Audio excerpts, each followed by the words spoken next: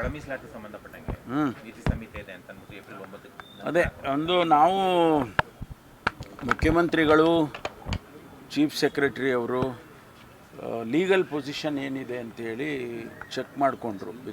ಯಾಕೆಂದರೆ ನಾವು ಸ್ಪೆಷಲ್ ಕ್ಯಾಬಿನೆಟನ್ನು ಅದಕ್ಕಾಗಿ ಕರೆದಿದ್ದು. ಅವರ ಪ್ರಕಾರ ಈವನ್ ಕ್ಯಾಬಿನೆಟ್ಟಲ್ಲಿ ಚರ್ಚೆ ಮಾಡೋದು ಕೂಡ ಮತ್ತು ಏನಾದರೂ ಡಿಸಿಷನ್ ತೊಗೊಳ್ಳೋದು ಕೂಡ ಆಗಬಾರ್ದು. ನೀವು ಅನೌನ್ಸ್ ಮಾಡೋದು ಬಿಡೋದು ಬೇರೆ, ಆದರೆ ಡಿಸ್ಕಷನ್ ಆಗಿ ಸಮಾವು ಏನಾದರೂ ಇನ್ಫಾರ್ಮೇಷನ್ ಆಚೆ ಬಂದರೆ that probably May influence the voters ಅನ್ನೋ ಥರ ಏನೋ ಒಂದು ಎಲೆಕ್ಷನ್ ಕಮಿಷನ್ನಿನ ಗೈಡ್ಲೈನ್ಸು ಆ ಕೋಡ್ ಆಫ್ ಕಂಡಕ್ಟಲ್ಲಿ. ಅದಕ್ಕೆ ಅವರು ಲೀಗಲ್ ಪೊಸಿಷನನ್ನು ಚೆಕ್ ಮಾಡಿದರು ಅಡ್ವೊಕೇಟ್ ಜನರಲ್ ಹತ್ರ, ಆಮೇಲಿಂದ ಎಲೆಕ್ಷನ್ ಕಮಿಷನ್ ಅವ್ರ ಹತ್ರ.